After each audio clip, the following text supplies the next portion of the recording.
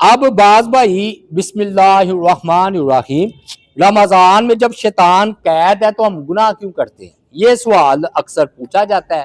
اس کا جواب یہ ہے کہ سادہ سا کہ ہمیں گمراہ کرنے والی دو چیزیں ہیں، ایک شیطان اور ایک ہمارا نفس۔ تو شیطان تو ہو جاتا ہے قید، لیکن ہمارا نفس تو ہے نا، وہ گناہ کرواتا ہے۔ اب نفس گناہ کرواتا ہے، اس کی کیا دلیل ہے؟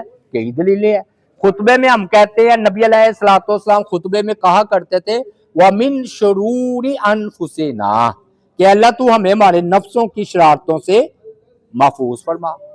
دوسری دلیل فرمایا کہ وَمَا أُبَرِّئُ نَفْسِي إِنَّ النَّفْسَ لَأَمَّارَةٌ بِالسُّوءِ إِلَّا مَا رَحِمَ رَبِّي۔ حضرت یوسف علیہ الصلوۃ والسلام نے فرمایا کہ میرا نفس تو ہمارا بہت زیادہ برائی کا حکم دیتا ہے، لیکن جس پر میرا رب رحم کرے۔ تو مطلب نفس بھی گناہ کرواتا ہے نا، امارۃ بالسوء کے الفاظ ہے، بہت زیادہ گناہ کرواتا ہے۔ تیسری دلیل حدیث میں آتا ہے اللہم الہمنی رشدی واعذنی من شر نفسی، اللہ تو مجھے میری چیز کا الہام کر دے اور مجھے میرے نفس کی شرارتوں سے محفوظ فرما۔ پھر آ جاتے واقعات کی طرف۔ جو پہلا قتل ہوا تھا نا، ایک قابیل نے حابیل کو قتل کیا تھا، اس میں شیطان نہیں آیا تھا۔ قرآن کہہ رہا ہے فتح وَأَتْلَفُ نَفْسُهُ، کہ قابیل کے نفس نے ہی اس کو ورگلایا۔ پھر جو نا حضرت یوسف علیہ السلام کو کنویں میں پھینکنا اور آنا، تو ادھر یعقوب علیہ السلام نے فرمایا تھا سَوَّلَتْ لَكُمْ أَنفُسُكُمْ أَمْرًا، یہ تمہارے نفسوں ہی نے اس عمل کو تمہارے لیے خوبصورت بنا کر دکھلا دیا ہے۔